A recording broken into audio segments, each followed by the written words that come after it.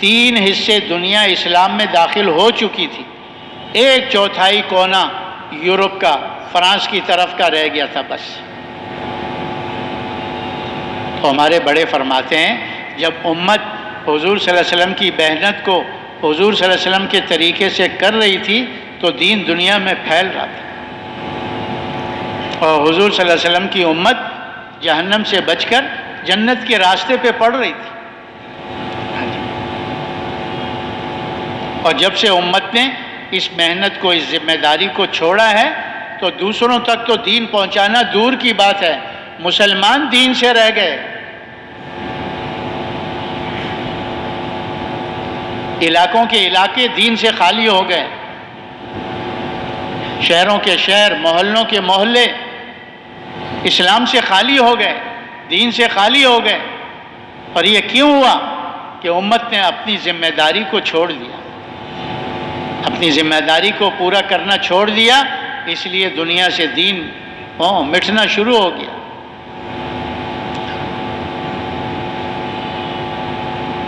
تو یہ جو ہماری دعوت و تبلیغ کے نام سے پوری دنیا میں محنت ہو رہی ہے، اس کا مقصد کیا ہے کہ امت مسلمہ دین کے اعتبار سے اس سطح پر آ جائے جس سطح پر حضور نے چھوڑا تھا، اور دین کی محنت کے اعتبار سے اس سطح پر آ جائے جس سطح پر حضور نے دین کی محنت پر امت کو چھوڑا تھا۔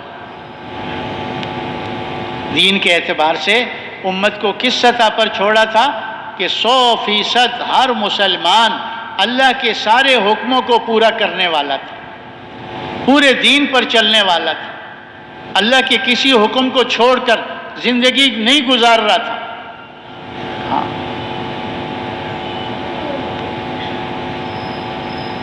اور دین کی محنت کے اعتبار سے اس سطح پر اللہ نے چھوڑا، حضور صلی اللہ علیہ وسلم نے امت کو چھوڑا تھا کہ ہر امتی اللہ پر جان دینے کے لیے تیار تھا۔ 4 مہینے چلے کی بات نہیں تھی، اللہ پر جان دینے کے لیے تیار کیا تھا کہ ہر مسلمان کا یہ جذبہ تھا کہ میرا سب کچھ لگ جائے، اللہ کا دین ساری دنیا میں زندہ ہو۔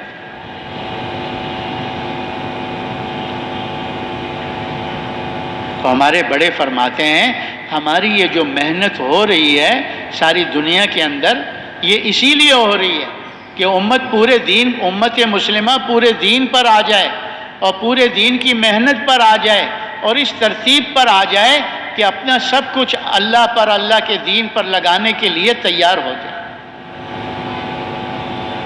یہ جو 4 مہینے مانگے جاتے ہیں، یہ تو اس کام سے مناسبت جو ٹوٹی ہوئی ہے اور مناسبت کو جوڑنے کے لیے 4 مہینے لگوا رہے ہیں۔ یہ کام صرف 4 مہینے کا نہیں ہے، یہ کام تو ہر مسلمان کی زندگی کا مقصد ہے۔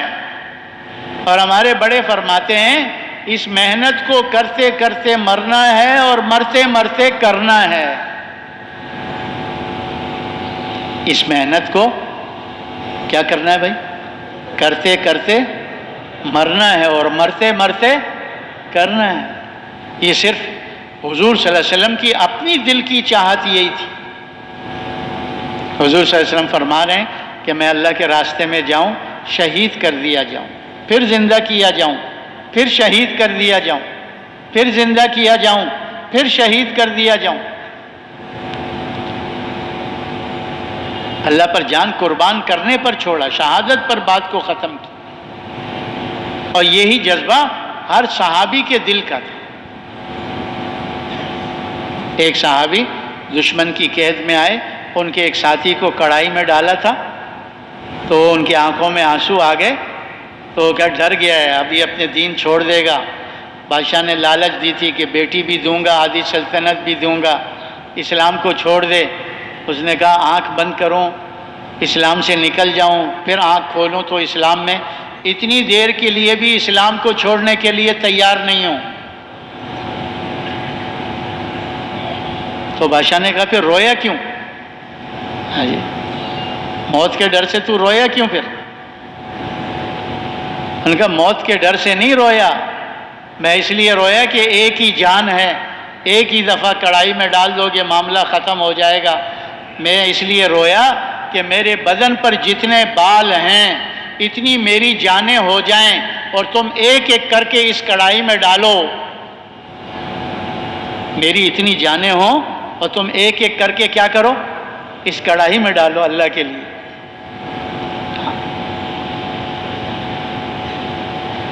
تو 4 مہینے تو اس کام کو جو مناسبت ٹوٹی ہے وہ جوڑنے کے لیے ہے، جس کام کو ہم بھول گئے اس کو یاد کرنے کے لیے ہے،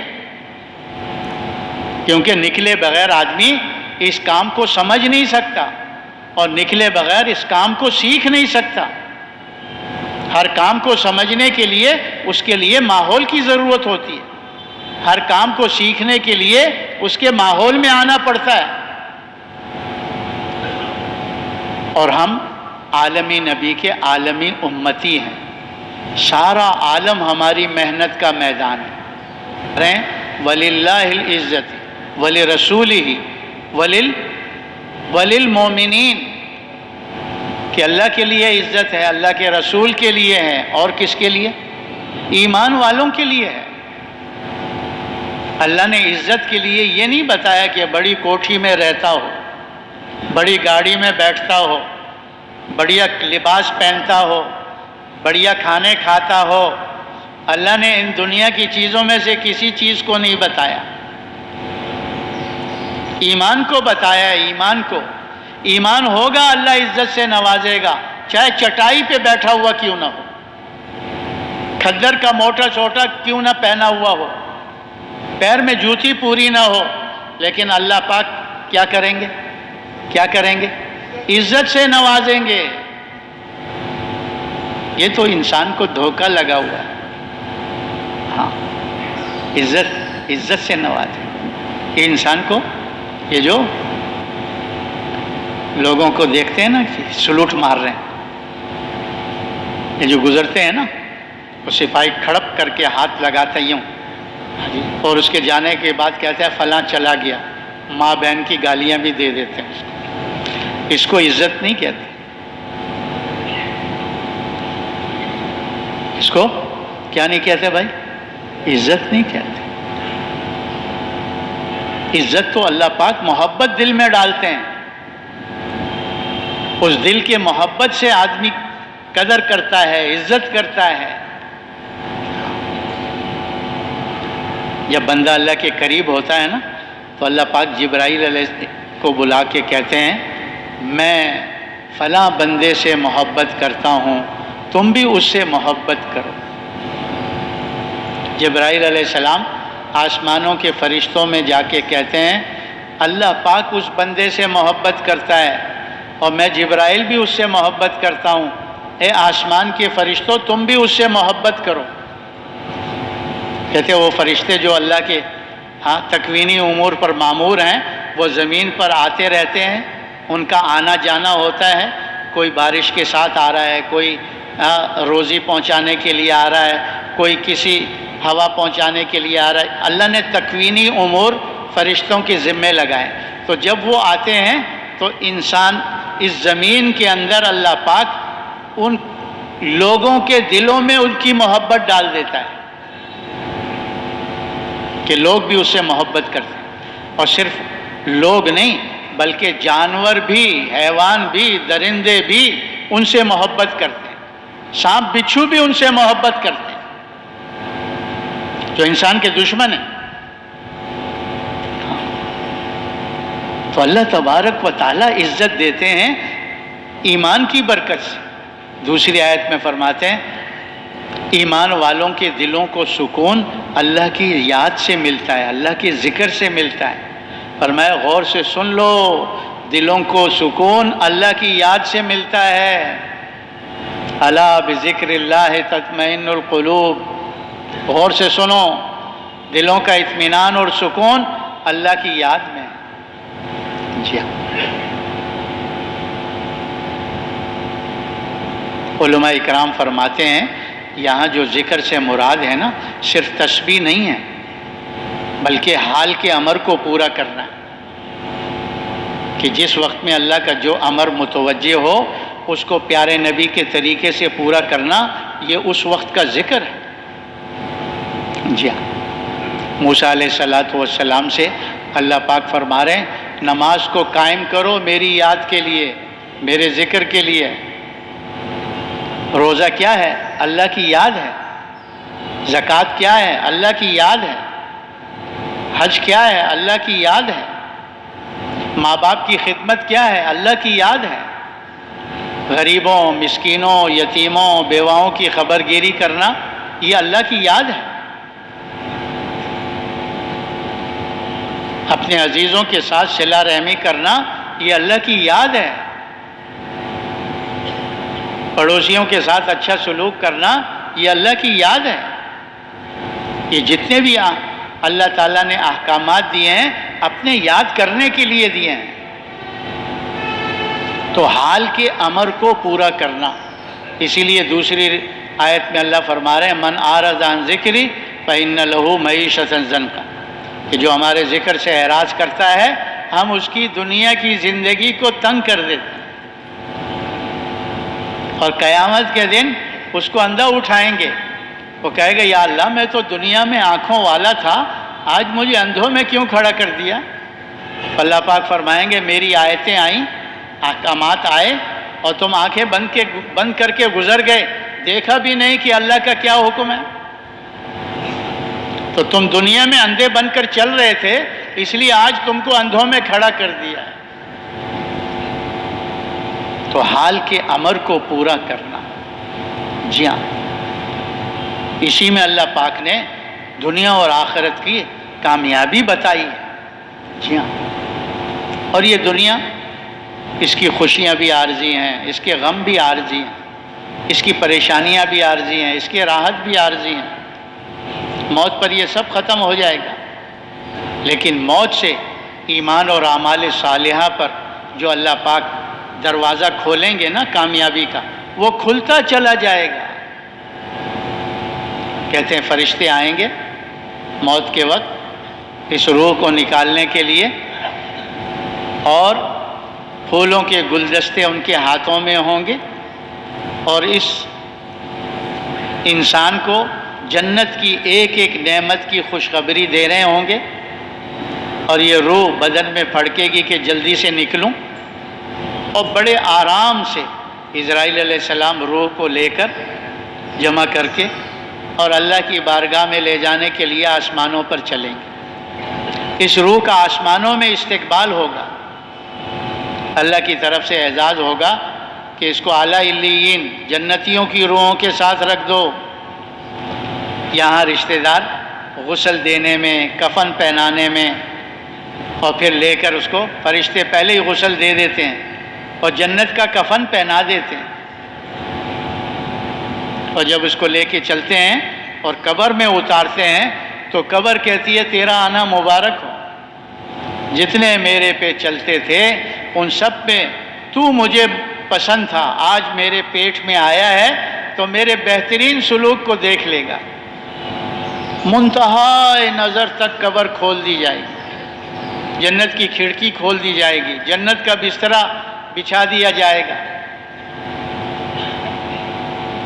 اور جب اللہ قبر سے اٹھائیں گے چہرہ 14ویں چاند سے زیادہ چمکدار ہوگا۔ اللہ پاک قیامت کے دن عرش کے نیچے جگہ عطا فرمائے، اللہ کے عرش کے سوا کوئی سایہ نہیں ہوگا، سورج سر کے اوپر ہوگا،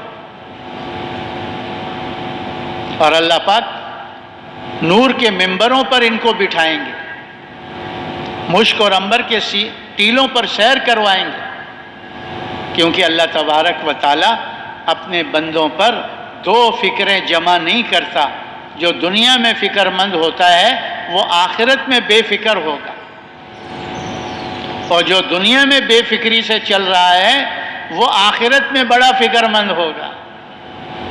اللہ اپنے بندے پر دو فکریں جمع نہیں کرے گا، اور پھر حساب کتاب ہوگا، عمل نامہ دائیں ہاتھ میں دے کر اللہ پاک فرشتے سے کہیں گے لے جاؤ میرے اس نیک بندے کو میرے مہمان خانے جنت میں پہنچا دو۔ کہتے فرشتے لے کر چلیں گے، پلسرات کی گھاٹی پار ہو جائے گی، جیسے پلک جھپکتی ہے، جیسے بجلی کڑکتی ہے،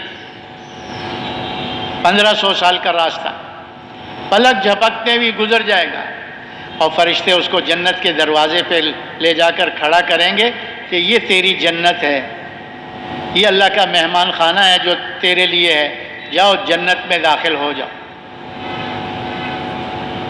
اور جب جنت میں جائے گا، اللہ اکبر، حضور صلی اللہ علیہ وسلم کی حدیث کا مفہوم ہے کہ جنت کی نعمتوں کا دنیا میں آدمی تصور بھی نہیں کر سکتا کہ جنت میں کیسی نعمتیں، ما لا عین رأت، کسی آنکھ نے وہ نعمتیں دیکھی نہیں ہیں، ولا اذن سمعت، کسی کان نے وہ سنے نہیں ہیں، ولا خطر علی قلب بشر، کسی کے دل پر خیال بھی نہیں گزرا کہ جنت میں کیسی نعمتیں ہیں، کھانے کی نعمتیں، پینے کی نعمتیں، پہننے کی نعمتیں، مکانات کی نعمتیں، سواریوں کی نعمتیں، خوبصورت عورتوں کی نعمتیں، حور۔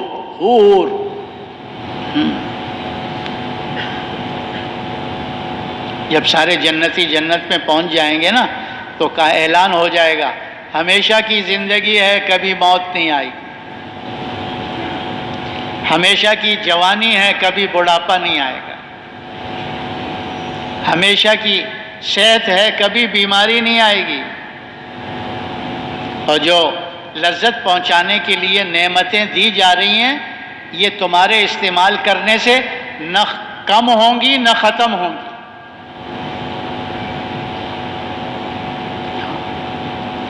ایسی نعمتیں، اور یہ دنیا کے غم بھی عارضی ہیں، لیکن موت سے جو تنگی شروع ہوگی، غم شروع ہوں گے، وہ ختم نہیں ہوں گے۔ اسرائیل آئیں گے فرشتوں کے ساتھ، تڑپا تڑپا کے روح کو نکالا جائے گا، آسمانوں میں لے جائیں گے تو وہیں سے پھینک دیا جائے گا اس روح کو جہنمیوں کی روح کی طرف۔ یہاں رشتہ دار غسل اور کفن دیں گے، پہلے ہی اس کو جہنم کا کفن فرشتے پہنا دیں گے، اور جب قبر میں اتاریں گے تو قبر کہے گا بدبخت کیوں آ گیا تو میرے پاس، جتنے لوگ مجھ پہ چلتے تھے ان سب میں تو مجھے ناپسند تھا، آج دیکھ لے گا میں تیرے ساتھ کیا حشر و نشر کرتی ہوں۔ کہتے قبر اتنی تنگ ہو جائے گی کہ یہ پسلیاں ایک دوسرے میں یوں گھس جائیں گی، 99 اژدہا مسلط ہو جائیں گے۔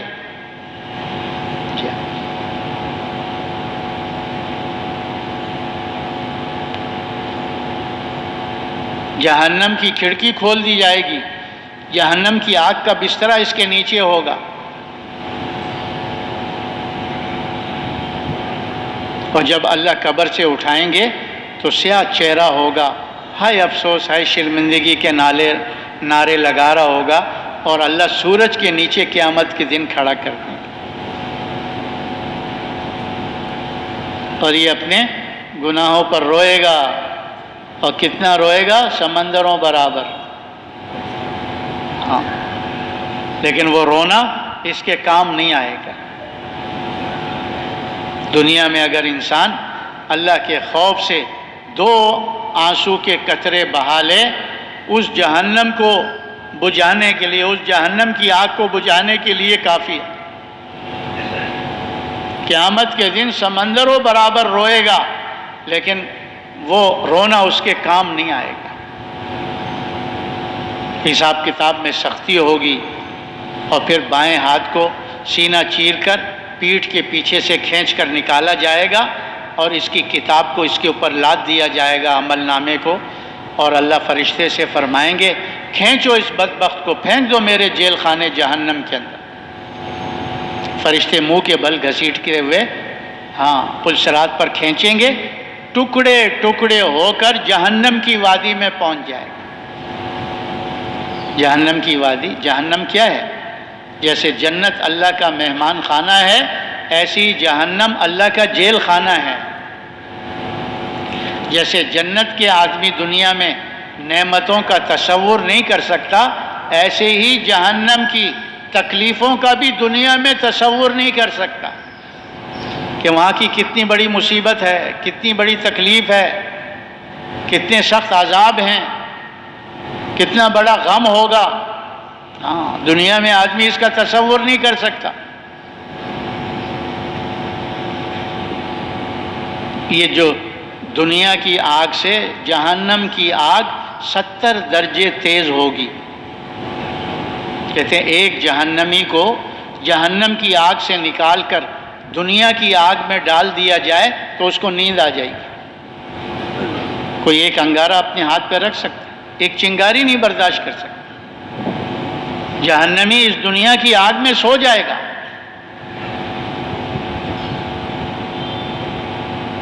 وہاں کی بھوک، وہاں کی پیاس، کہتے ساری مخلوقات کی بھوک اور پیاس کو جمع کرو، ایک جہنمی کی بھوک اور پیاس کا مقابلہ نہیں کر سکتے.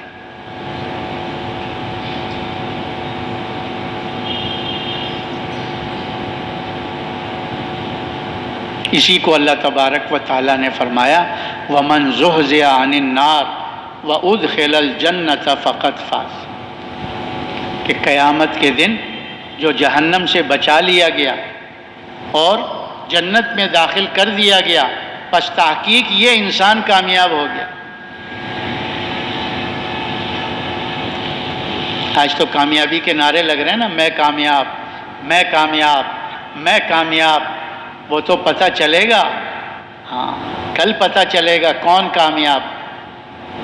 ہاں یہ تو کل پتہ چلے گا کہ گھوڑے پر سوار تھے یا گدھے پر سوار تھے. ہاں. تو کامیابی کا جو راستہ ہے وہ اللہ کا دین ہے. دین کے بغیر نہ کسی کو کامیابی ملی ہے نہ آئندہ ملے گی. جس کو بھی کامیابی ملی ہے دین کی برکت سے ملی، اور آئندہ جس کو بھی ملے گی اس کو دین کی برکت سے ہی ملے گی.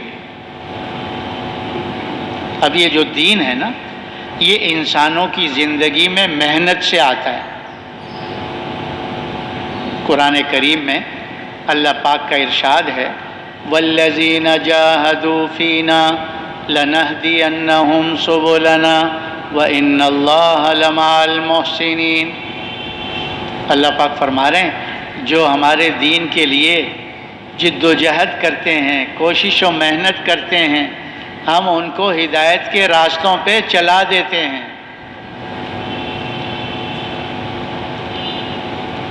یعنی دین پر چلنے کے لیے ہدایت کے نور کی ضرورت ہے. ہدایت کے نور کے بغیر انسان دین پہ چل نہیں سکتا، کیونکہ جس دل میں اللہ ہدایت کا نور ڈالتے ہیں اس سینے کو اسلام پر چلنے کے لیے کھول دیتے ہیں. وَيَشْرَحْ صَدْرَهُ لِلْإِسْلَامِ، جسے اللہ ہدایت کا نور دیتے ہیں اس کو شرح صدر بھی نصیب فرما دیتے ہیں. دین پہ چلنا ان کے لیے آسان کر دیتے ہیں، جیسے سیدھے راستے پہ چلنا آسان ہے. اور جب یہ ہدایت کا نور نہ ہو تو پھر دین پہ چلنا آدمی بہت مشکل سمجھتا ہے. کتنا مشکل سمجھتا ہے؟ جیسے آسمان پہ چڑھنا مشکل سمجھتا ہے. کہتے بھلا آسمان پر بھی کوئی چڑھ سکتا ہے؟ کیونکہ اللہ تبارک و تعالیٰ کفر و شرک کی وجہ سے، فسق و فجور کی وجہ سے اس سینے کو تنگ کر دیتے ہیں. پھر دین پہ چلنا اس کو بہت مشکل معلوم ہوتا ہے، اتنا جیسے آسمان پہ چڑھنا. تو یہ جو ہدایت کا نور ہے نا، یہ انسان کی سب سے بڑی ضرورت ہے دنیا میں، اور سب سے پہلی ضرورت ہے. دیکھو ضرورتیں اللہ نے انسان کے ساتھ بہت سی لگائی. کھانے کی ضرورت، پینے کی ضرورت، پہننے کی ضرورت، مکان کی ضرورت، سواری کی ضرورت، شادی کی ضرورت. یہ موٹی موٹی بڑی بڑی ضرورتیں ہیں، اور بھی ضروریات ہیں انسان کی. لیکن ان سب سے زیادہ جو ضروری ہے نا، وہ ہدایت کا نور حاصل کرنا ہے.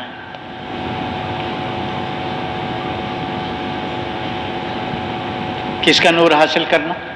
ہدایت کا نور حاصل کرنا. اس لیے کہ آدمی باقی ضرورتیں اگر پوری نہیں ہوئی زیادہ سے زیادہ مر جائے گا.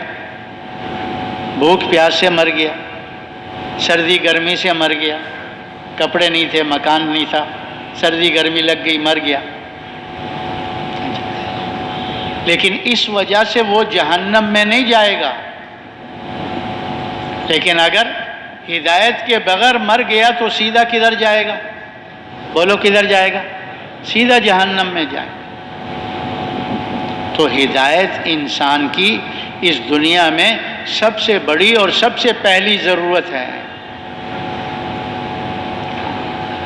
اسی لیے اللہ تبارک و تعالیٰ نے اس کا مانگنا فرض اور واجب قرار دیا ہے۔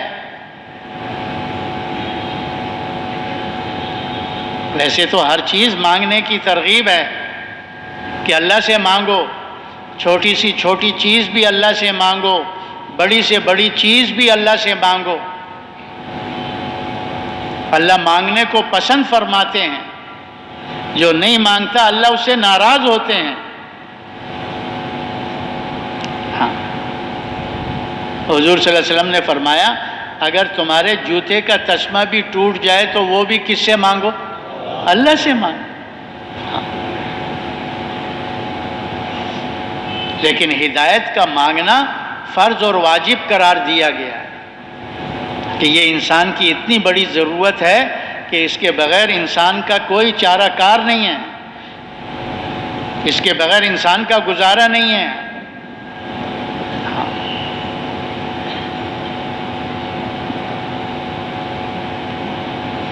ہم سورہ فاتحہ پڑھتے ہیں نا نماز کی ہر رکعت میں، کیا مانگتے ہیں اللہ سے؟ کیا مانگتے ہیں؟ اہدنا الصراط المستقیم، کہ اللہ ہمیں سیدھے راستے پر چلا دے، ہدایت والے سیدھے راستے پہ چلا دے۔ اور وہ راستہ کس کا؟ انعمت علیہم، جن پر تو نے انعام کیا۔ اللہ کا انعام کن پر تھا؟ نبیین، صدیقین، شہداء، صالحین۔ ان کے راستے کی ہدایت مانگ رہے ہیں، ان کے راستے پہ ہمیں چلا دے۔ اور اللہ تبارک و تعالیٰ کی سنت یہ ہے کہ اللہ بغیر طلب کے ہدایت نہیں دیتے۔ اللہ کی سنت کیا ہے؟ وَيَهْدِي إِلَيْهِ مَن يُنِيبُ وَيَهْدِي إِلَيْهِ مَن أَنَابَ۔ اللہ اس دل میں ہدایت کا نور ڈالتے ہیں جو اللہ کی طرف پھرتا ہے، اللہ کو دیکھتا ہے۔ جو دل اللہ کے غیر کی طرف پھرا ہوا ہے، مخلوق کی طرف پھرا ہوا ہے، مخلوق کے اثر سے چل رہا ہے، اللہ پاک اس دل کی طرف توجہ بھی نہیں فرماتے۔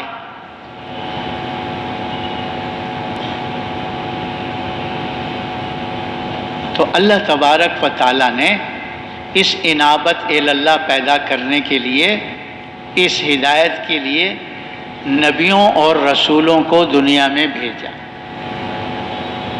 اللہ تعالیٰ نے ہدایت کو نبیوں کی دعوت والی محنت کے ساتھ جوڑا ہے، حضور صلی اللہ علیہ وسلم کی دعوت والی محنت کے ساتھ جوڑا ہے۔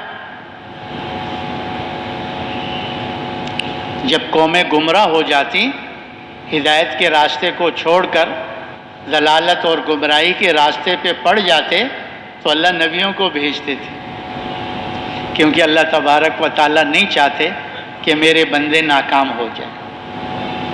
اللہ پاک چاہتے ہیں کہ میرے بندے کامیاب ہو جائیں۔ اسی لیے اللہ پاک فرماتے ہیں میں اپنے بندوں پہ ظلم نہیں کرتا، میرے بندے میری نافرمانی کر کے خود اپنے نفسوں پہ ظلم کرتے ہیں۔ میں اپنے بندوں پر ظلم نہیں کرتا۔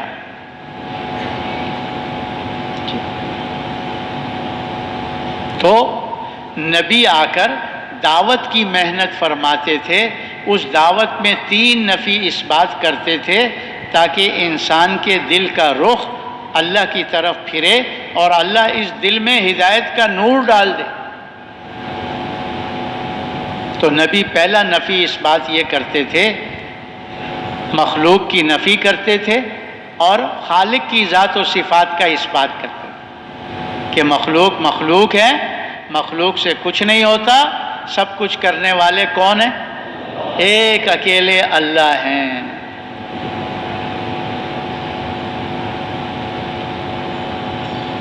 اللہ پاک اپنے کرنے میں کسی مخلوق کے محتاج نہیں ہے. مخلوق اللہ کے ارادے کے بغیر کچھ نہیں کر سکتی، لیکن اللہ اپنے کرنے میں کسی مخلوق کے محتاج نہیں ہے. تو یہ جو دل ہے نا، یہ تو مخلوق کو دیکھ کے چلتا ہے تو پھر گمراہی کے راستے پہ چلتا ہے. جب یہ دل اللہ کی طرف پھرتا ہے، اللہ اس دل میں ہدایت کا نور ڈالتے ہیں، ہاں، تو دین پہ چلنا اس کے لیے اللہ آسان کر دیتے ہیں. اس کو شرح صدر نصیب فرما دیتے ہیں، ہاں، سینہ اس کا کھول دیتے ہیں. تو نبی پہلی نفی اس بات یہ کرتے تھے، لا الہ الا اللہ. پہلے نبی چونکہ کسی قوم کے لیے آتے تھے نا، وہ کہتے تھے یا قوم اعبدوا اللہ ما لکم من الہ غیر. اے میری قوم، اللہ کی بندگی کرو. کیا مقصد؟ دین کے مطابق چلو. اس لیے کہ کاموں کے بنانے والا کارساز ایک اکیلا اللہ ہے. کاموں کے بنانے والا اللہ کے سوا اور کوئی نہیں ہے. ہمارے اور آپ کے نبی صلی اللہ علیہ وسلم سارے عالم کی طرف نبی بن کر آئے، اس لیے سارے عالم کو خطاب کیا، یا ایھا الناس قولوا لا الہ الا اللہ تفلحوا. اے دنیا بھر کے انسانوں، اے قیامت تک کے آنے والی نسلوں، لا الہ الا اللہ کا یقین کر لو، اس کے مطابق اپنا عمل بنا لو، تفلحوا، دونوں جہانوں میں کامیاب ہو جاؤ گے. تو نبیوں کی پہلی نفی اس بات ہی ہے، ہاں، مخلوق سے خالق کی طرف. دوسری نفی اس بات یہ کرتے تھے، دنیا سے آخرت کی طرف، تاکہ انسان کو پتہ چلے کہ دنیا میں کس لیے آیا ہے. دنیا میں رہنے کے لیے نہیں آیا، یہ مسافر ہے، اور یہ دنیا میں آخرت کی تیاری کے لیے آیا ہے. اصل زندگی آخرت کی ہے جو موت کے بعد شروع ہوگی.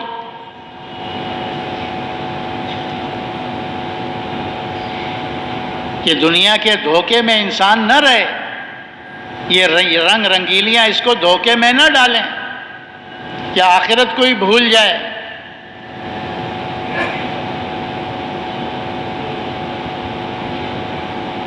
اصل زندگی تو موت کے بعد شروع ہوگی.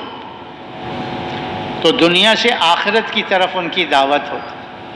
تیسرا کہ چیزوں اور سامان سے زندگی نہیں بنتی، اللہ پاک زندگی بناتے ہیں، اعمال سے بناتے ہیں. ان چیزوں کو جمع کرنے کی بجائے اپنے عمل کو درست کرو. اللہ نے جس کی بھی زندگی بنائی ہے وہ چیزوں سے نہیں بنائی، عمل سے بنائی ہے. یہ تین نفی اس بات کرتے تھے تو تاکہ انسان کے دل کا رخ اللہ کی طرف پھرے اور اللہ اس دل میں ہدایت کا نور ڈالے، اور ہدایت کے نور کے ملنے پر شرح صدر ہو جاتا، سینہ کھل جاتا، دین پہ چلنا آسان ہو جاتا. اور جب وہ دین پر چلتے، اللہ اپنے وعدوں کو پورا فرماتے ہیں، دنیا میں طیب زندگی اور آخرت میں بڑے بڑے انعامات. تو یہ جو نبیوں کا سلسلہ ہے نا، اللہ تعالیٰ نے آدم علیہ نبینا علیہ الصلاۃ والسلام سے چلایا. ہمارے اور آپ کے نبی حضرت محمد صلی اللہ علیہ وسلم تک اللہ نے اس سلسلے کو جاری رکھا. آپ صلی اللہ علیہ وسلم کو اللہ رب العزت نے خاتم النبیین بنا کر بھیجا، رحمت للعالمین بنا کر بھیجا، کافۃ للناس بشیرا و نذیرا بنا کر بھیجا. آپ پر اللہ نے نبوت کے دروازے کو بند فرما دیا. اب آپ کے بعد قیامت تک کوئی نبی اور رسول نہیں آئے گا، لیکن انسانیت تو قیامت تک آتی رہے گی، اور نبی اور رسول کوئی آنے والا نہیں ہے. تو آنے والی نسلوں کی ہدایت کا سامان کون بنے گا؟ کون سیدھے راستے پر ان کو بلائے گا، اس سیدھے راستے پہ چلائے گا؟ نبی اور رسول تو کوئی آنے والا نہیں. تو ہمارے بڑے فرماتے ہیں اللہ تبارک و تعالیٰ نے نبوت کے دروازے کو تو بند فرمایا ہے، لیکن کار نبوت کو اللہ پاک نے بند نہیں فرمایا۔ کار نبوت قیامت تک جاری و ساری رہے گا۔ پہلے یہ ذمہ داری اللہ نبیوں کو دے کر بھیجتے تھے، اب یہ ذمہ داری ختم نبوت کی برکت سے اللہ نے امت محمدیہ صلی اللہ علیہ وسلم کے ذمہ لگا دی۔ اس امت کو اللہ پاک فرما رہے ہیں کنتم خیر امت اخرجت للناس تأمرون بالمعروف وتنہون عن المنکر وتؤمنون باللہ۔ اے امت محمدیہ، تم بہترین امت، تمہیں ہم نے نکالا ہے لوگوں کی بھلائی کے لیے کہ نیکی کی طرف بلاتے ہو یعنی دین اسلام کی طرف، اور برائی سے منع کرتے ہو یعنی بے دینی سے، کفر و شرک سے، گناہوں سے منع کرتے ہو، روکتے ہو، اور اللہ کی ذات پر ایمان رکھتے ہو کہ اللہ کون ہے، کتنی بڑی ذات ہے، کتنی طاقت والی، کتنی قدرت والی، اس اللہ کو تم پہچانتے ہو، اس کے اوپر ایمان اس پر ایمان رکھتے ہو۔ تو اللہ تبارک و تعالیٰ نے اس امت کی شرافت اسی عمل کی وجہ سے جو پہلے اللہ نبیوں کو دے کر بھیجے تھے، اس عمل کی وجہ سے اللہ نے اس کو خیر امت بتایا۔ اس لیے نہیں کہ نمازیں زیادہ پڑھتی ہے، روزے زیادہ رکھتی ہے، زکاتیں زیادہ دیتی ہے، حج زیادہ کرتی ہے، نہیں۔ پہلی امتیں ان کی عمریں لمبی لمبی تھیں، اور اس لمبی لمبی عمروں میں بہت سے سخت احکامات ان کو اللہ نے دیے، لیکن یہ نبیوں والا کام اللہ نے ان کے ذمے نہیں لگایا تھا، اس لیے اللہ نے ان کو خیر امت نہیں بتایا، اشرف امت نہیں بتایا، افضل امت نہیں بتایا۔ اس امت کی عمر بھی تھوڑی سی، اعمال بھی گنے چنے ہیں، اور اللہ فرما رہے ہیں کیا؟ کنتم خیر امت اخرجت للناس، کہ امت محمدیہ تم بہترین امت ہو، اس لیے کہ تمہیں لوگوں کی نفع رسانی کے لیے نکالا گیا ہے۔ وہ نفع رسانی کیا ہے؟ نیکی کی طرف بلاتے ہو، برائی سے منع کرتے ہو، اللہ کی ذات پر ایمان رکھتے ہو۔ جی ہاں، دوسری آیت میں اللہ پاک حکم دے کے فرما رہے ہیں، نبی سے کہہ رہے ہیں قل، کہہ دو نبی جی، کہہ دو اپنی امت سے، ھذہ سبیلی ادعو الی اللہ، یہ میرا راستہ ہے کہ میں لوگوں کو اللہ کی طرف بلاتا ہوں، علی بصیرۃ، پورے یقین کے ساتھ،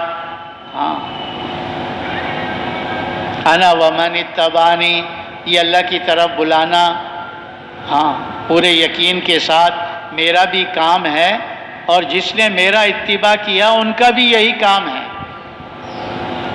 صاحب جلالین نے اپنی تفسیر میں لکھا ہے من اتبعنی اے من آمن، کہ جس نے بھی کلمہ پڑھا ہے لا الہ الا اللہ محمد الرسول اللہ، وہ من اتبعنی میں داخل ہے، چاہے مرد ہے چاہے عورت ہے، چاہے کالا ہے چاہے گورا ہے، چاہے عرب ہے چاہے عجم ہے، جہاں کا بھی رہنے والا ہے، اب اس کی ذمہ داری ہے کہ خود بھی پورے دین پہ چلنا ہے اور اس پورے دین کو پوری دنیا میں پہنچانا۔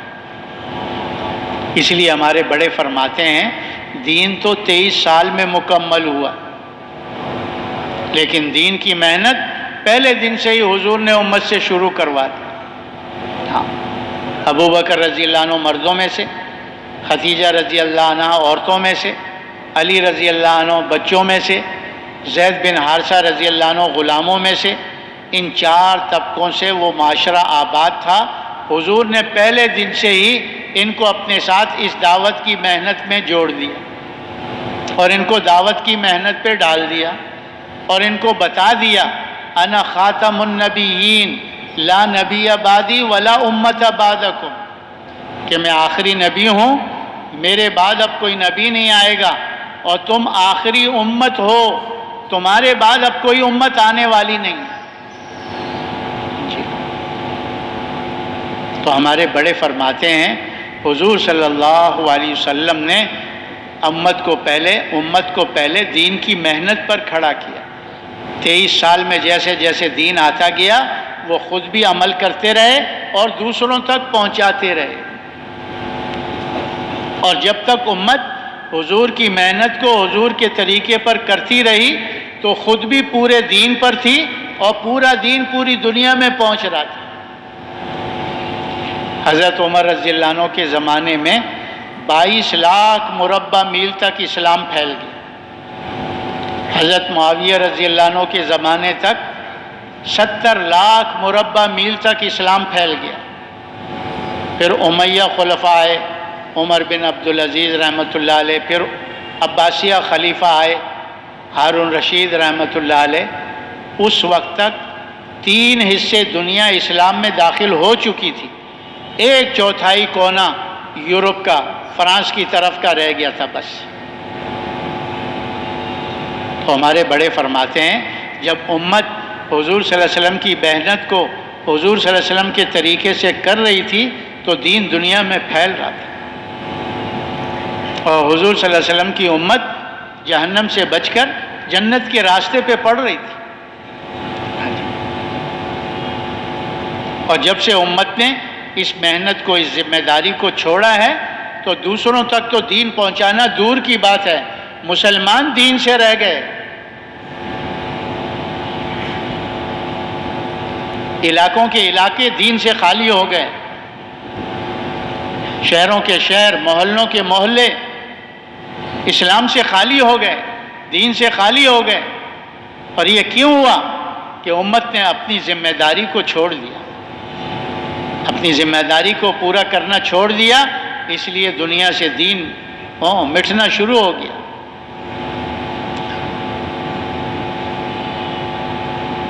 تو یہ جو ہماری دعوت و تبلیغ کے نام سے پوری دنیا میں محنت ہو رہی ہے، اس کا مقصد کیا ہے؟ کہ امت مسلمہ دین کے اعتبار سے اس سطح پر آ جائے جس سطح پر حضور نے چھوڑا تھا، اور دین کی محنت کے اعتبار سے اس سطح پر آ جائے جس سطح پر حضور نے دین کی محنت پر امت کو چھوڑا تھا۔ دین کے اعتبار سے امت کو کس سطح پر چھوڑا تھا؟ کہ 100% ہر مسلمان اللہ کے سارے حکموں کو پورا کرنے والا تھا، پورے دین پر چلنے والا تھا، اللہ کے کسی حکم کو چھوڑ کر زندگی نہیں گزار رہا تھا۔ ہاں،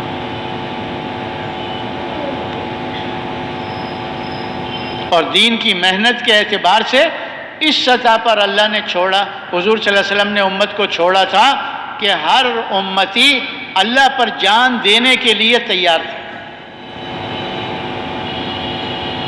4 مہینے چلے کی بات نہیں تھی، اللہ پر جان دینے کے لیے تیار کیا تھا، کہ ہر مسلمان کا یہ جذبہ تھا کہ میرا سب کچھ لگ جائے، اللہ کا دین ساری دنیا میں زندہ ہو۔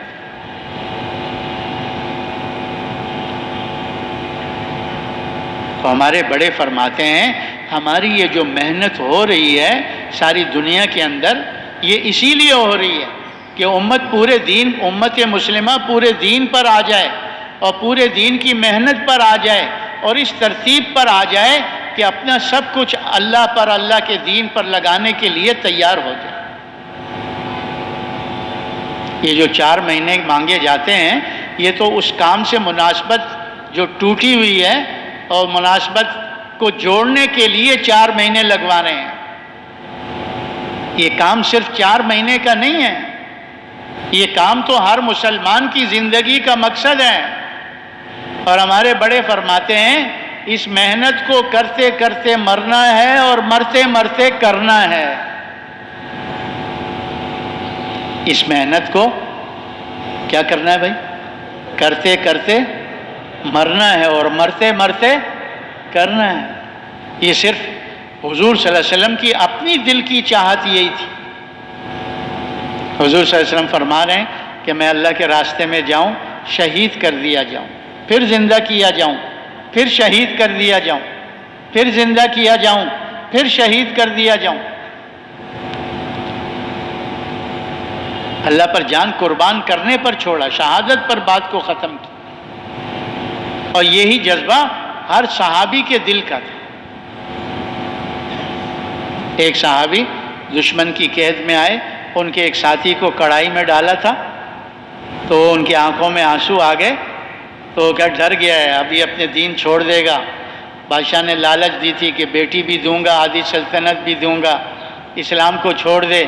اس نے کہا آنکھ بند کروں، اسلام سے نکل جاؤں، پھر آنکھ کھولوں تو اسلام میں، اتنی دیر کے لیے بھی اسلام کو چھوڑنے کے لیے تیار نہیں ہوں۔ تو بادشاہ نے کہا پھر رویا کیوں؟ ہاں جی، موت کے ڈر سے تو رویا کیوں پھر؟ ان کا موت کے ڈر سے نہیں رویا، میں اس لیے رویا کہ ایک ہی جان ہے، ایک ہی دفعہ کڑائی میں ڈال دو گے معاملہ ختم ہو جائے گا۔ میں اس لیے رویا کہ میرے بدن پر جتنے بال ہیں اتنی میری جانیں ہو جائیں اور تم ایک ایک کر کے اس کڑائی میں ڈالو، میری اتنی جانیں ہوں اور تم ایک ایک کر کے کیا کرو؟ اس کڑاہی میں ڈالو اللہ کے لیے۔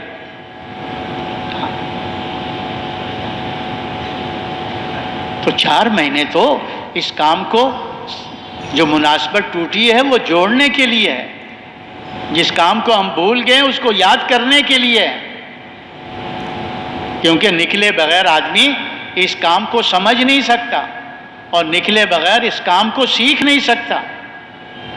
ہر کام کو سمجھنے کے لیے اس کے لیے ماحول کی ضرورت ہوتی ہے، ہر کام کو سیکھنے کے لیے اس کے ماحول میں آنا پڑتا ہے۔ اور ہم عالمی نبی کے عالمی امتی ہیں، سارا عالم ہماری محنت کا میدان ہے، اس لیے ہماری اپنی ذمہ داری ہے کہ ہم نے پورے عالم میں پورے دین کو پہنچانا ہے، ایک ایک انسان تک پہنچنا ہے اور اس کو بتانا ہے کامیابی کا راستہ اللہ کا دین ہے، دین کے علاوہ کامیابی نہیں مل سکتی، اس لیے اللہ کے دین کے مطابق اپنی زندگی گزارو، یہ دین اسلام ہے جس کو ہم تمہارے پاس لے کر آئیں۔ تو سارے عالم میں جانا، اس کے لیے بڑے کہتے ہیں سال 7 مہینے کی جماعتیں بنا کر دنیا کے ملکوں میں جائیں گے، وہاں مسلمانوں کو دین پر اور دین کی محنت پر کھڑا کریں گے، اور پھر وہ سارے اس ملک کے لیے اللہ ان کو ہدایت کا ذریعہ بنا دے گا۔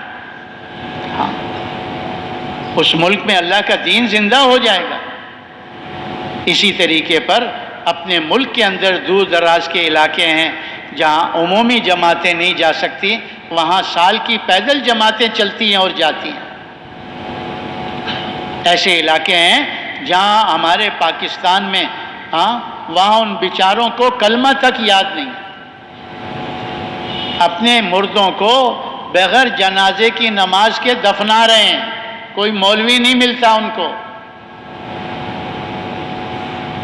تو یہ سال کی پیدل جماعتیں ان دور دراز کے علاقوں میں مشقت اور قربانی کے ساتھ چلتی ہیں، مشقت اور قربانی کے ساتھ چلتی ہیں۔ تو یہ کام نہ سال کا ہے، نہ 7 مہینے کا ہے، نہ یہ 4 مہینے کا ہے، یہ کام ہماری زندگی کا مقصد ہے۔ اس کی تو ہم نیت کر لیں کہ انشاءاللہ ہم اس دعوت و تبلیغ کی محنت کو اپنی زندگی کا مقصد بنا کر کریں گے، کریں گے بھائی، کرتے کرتے مریں گے اور مرتے مرتے کریں گے۔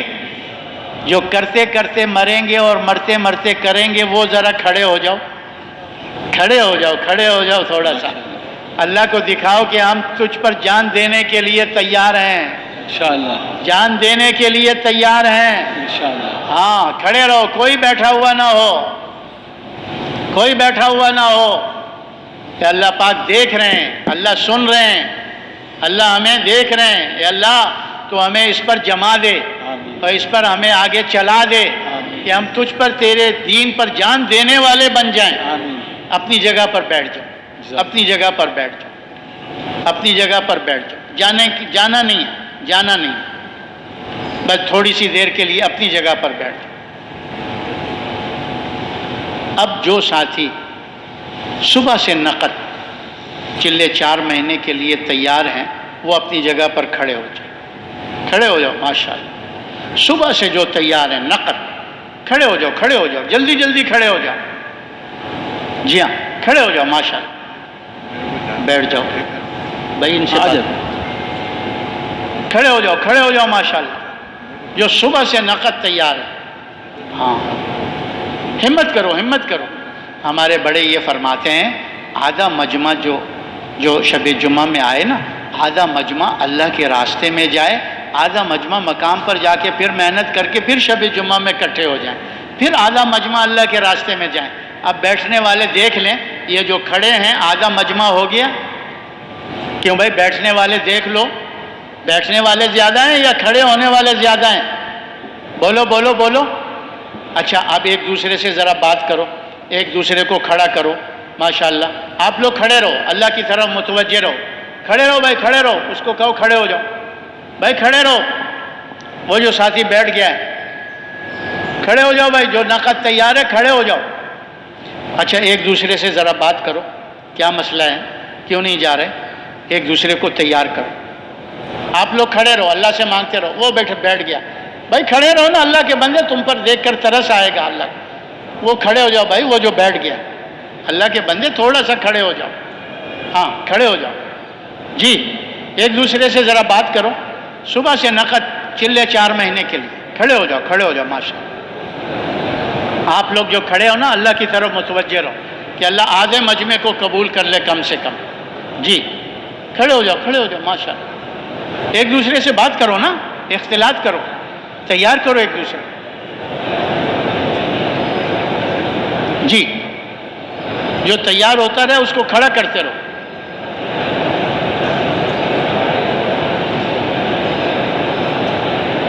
ہمت کرو، ہمت کرو۔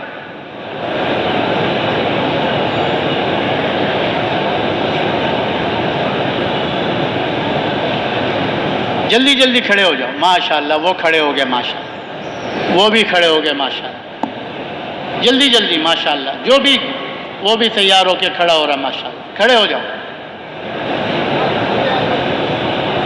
بھائی۔ جانے کے لیے نہیں کہا، یہ جو جا رہے ہیں نا منہ پھیر کر، یہ اچھا نہیں کر رہے۔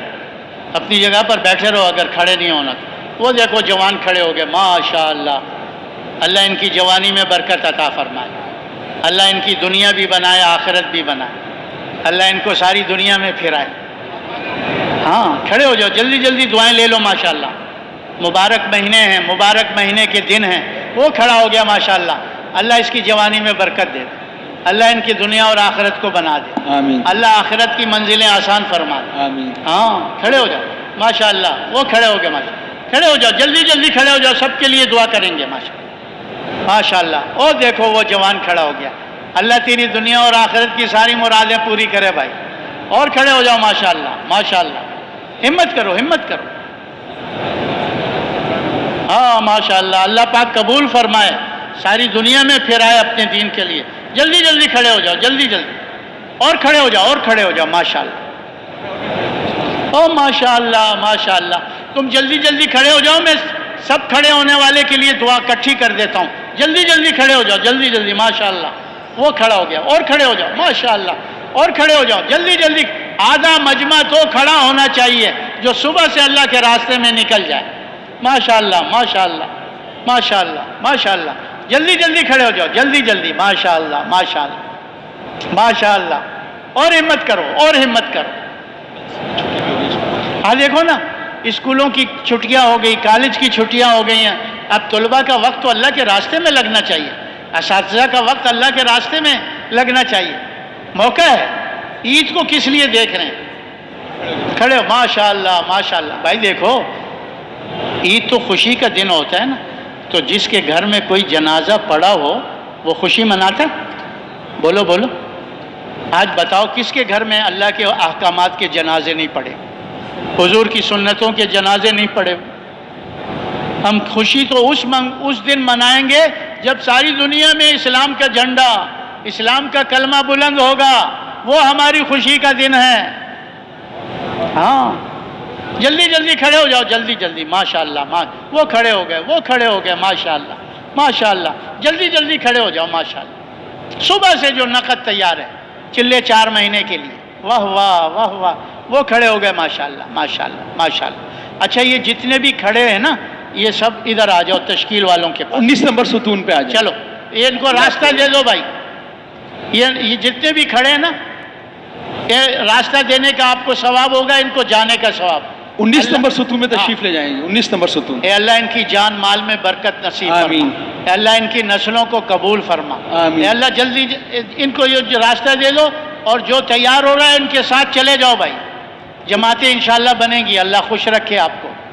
جلدی جلدی جلدی جلدی، ماشاءاللہ ماشاءاللہ، ہمت کرو ہمت کرو۔ ہاں وہ دیکھو جوان بھی جا رہے ہیں ماشاءاللہ۔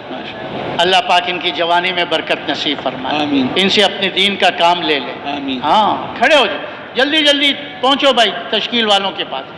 اب بتاؤ، ہمارے بڑے یہ کہتے ہیں کہ بھائی ملکوں میں پوری دنیا میں جانا ہے، جو مہینے 2 مہینے 3 مہینے کے لیے، سال 7 مہینے کے لیے تیار ہو سکتے ہیں، جن کے قوائف پورے ہیں وہ ذرا کھڑے ہو جاؤ۔ سال 7 مہینے کے لیے جو تیاری کر کے نکل سکتے ہیں، قوائف پورے ہوں، کھڑے ہو جاؤ کھڑے ہو جاؤ ماشاءاللہ۔ مہینے 2 مہینے 3 مہینے میں انشاءاللہ نکلنے کا جس کا بھی ارادہ ہو، یا آنے والے جو ہے نا اجتماع ہے، جوڑ ہے، اس سے انشاءاللہ کھڑے ہو جاؤ کھڑے ہو جاؤ۔ جس کے بھی قوائف پورے ہیں وہ بیٹھا ہوا نہ ہو، کھڑے ہو جاؤ۔ اللہ لے جائے گا۔ کون لے جائے گا؟ ارے تبلیغ کا کام پیسوں سے نہیں ہوتا، تبلیغ کا کام جیب سے نہیں چلتا، تبلیغ کا کام غیب سے چلتا ہے۔ ہاں ہم نیت کر لیں گے، اللہ نے ہماری نیت کو قبول فرما دیا، اللہ ہمیں اس ملک میں پہنچا دے گا۔ کیسے پہنچائے گا یہ ہمارے بھی سمجھ میں نہیں آئے گا، اللہ ہماری ساری ضرورتوں کو پورا۔ کھڑے ہو جاؤ۔ اس مجمع میں جس کے بھی قوائف پورے ہیں، یہ چند مہینوں میں تیاری کر کے جا سکتے ہیں، وہ کھڑا ہو جائے، گھبرائے نا، کھڑے ہو جاؤ کھڑے ہو جاؤ ماشاءاللہ ماشاءاللہ ماشاءاللہ۔ ان کو کس ستون پہ بھیج رہا ہے؟ یہ سارے آپ سے ممبر کے پیچھے تشریف لے آئیں، ادھر ممبر کے پیچھے آ جائیں، جلدی جلدی ان کو راستہ دے دیں بھائی۔ یہ ممبر کے پیچھے تشریف لے آ آئیں، جاؤ آ جاؤ آ جاؤ، آ جائیں بھائی۔ یہاں جماعت ہے ان سے مل لیں، وہ آپ کو ترتیب بتا دیں گے۔ آ جاؤ بھائی، بیٹھنا نہیں ہے، یہاں آ جاؤ، ہمت کرو، ادھر آ جاؤ۔ یہ جماعت ہے، ان سے مل لو، سال 7 مہینے کے لیے جو بھی تیار ہے۔ ماشاءاللہ ماشاءاللہ، اللہ پاک ان کے جان مال میں برکت نصیب آمین، فرمائے، ماشاءاللہ۔ اللہ ان کی اول اولاد میں برکت نصیب فرمائے، آمین۔ ان کی آنے والی نسلوں کو اللہ قبول فرمائے، اللہ پاک ساری دنیا میں دین کی نسبت سے پھرا دے، آمین۔ اور کرتے کرتے مر جائیں اور مرتے مرتے کر جائیں بھائی۔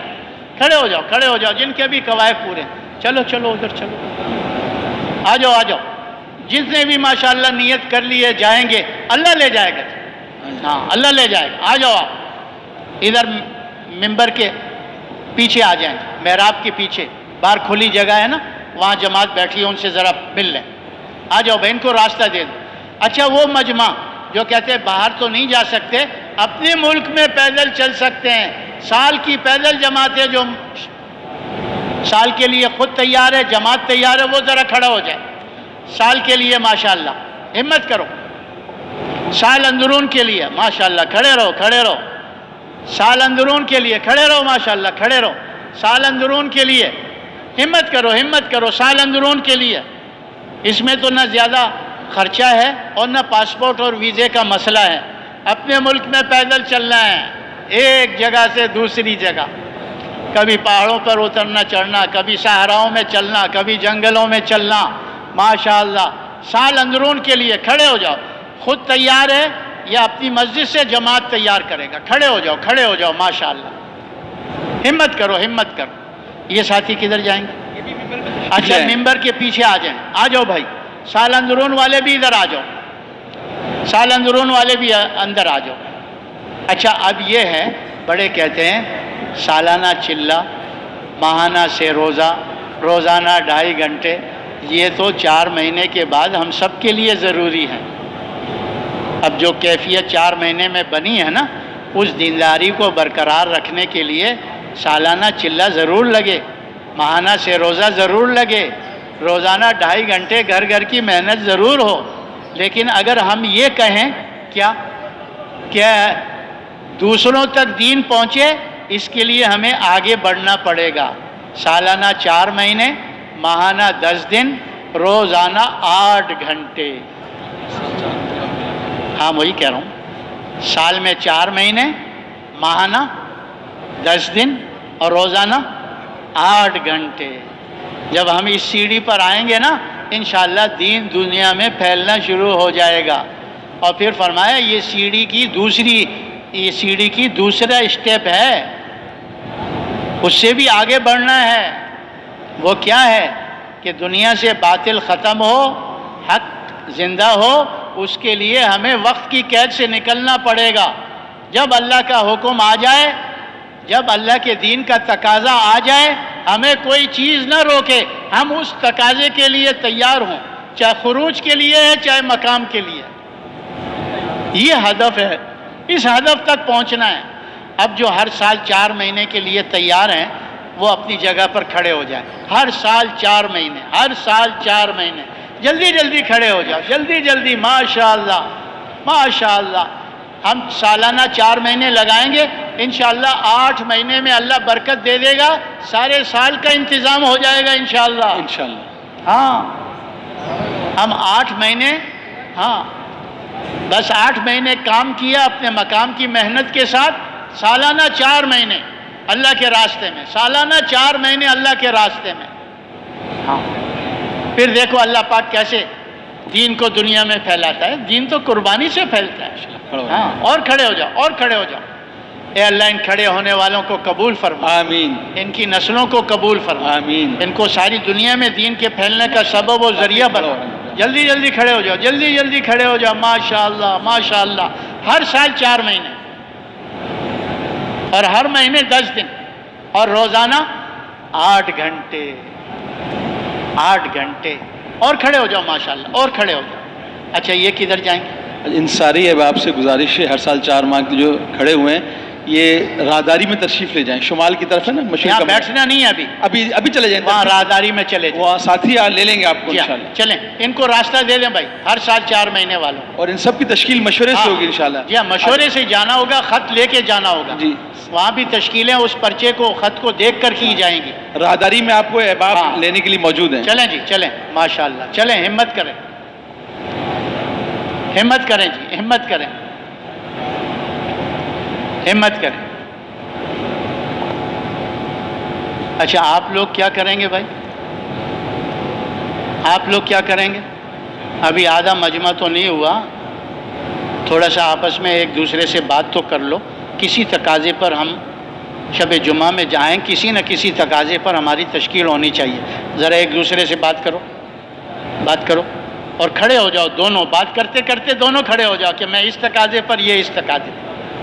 تیار کرو ایک دوسرے کو ماشاءاللہ۔ سالانہ 3 چلے والے ادھر جائیں راہداری میں، بھائی جلدی سے بات کر لو تاکہ پھر نماز کا بتائیں گے کہ کس وقت نماز ہوگی۔